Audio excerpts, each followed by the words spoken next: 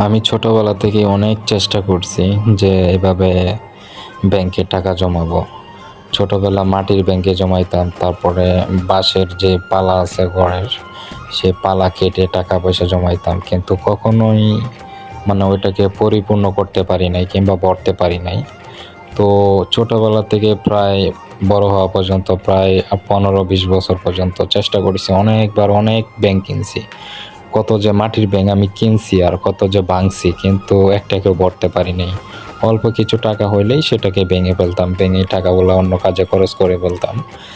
তো আমার অনেক দিনের স্বপ্ন পূরণ হতে যাচ্ছে। আমি একটা ব্যাংক কিনছিলাম, একটা জিদ করছি যে না, এই ব্যাংকটা যতক্ষণ পর্যন্ত না ভরবে ততক্ষণ পর্যন্ত আমি টাকাগুলো ভাঙবো না কিংবা এই ব্যাংকটাও কাটবো না। হ্যাঁ, তো একটা প্লাস্টিকের ব্যাংক কিনছিলাম, এটাতে টাকা জমানো শুরু করছি। প্রায় 13 মাস টাকা জমাইছি। তো 13 মাস পরে আমার টোটাল টাকা হয়েছে এইখানে 55,000 টাকা। এই যে দেখতেছেন টাকাগুলা গুনতেছি, তো সব মিলে টোটাল টাকা হচ্ছে এখানে 55,000 টাকা।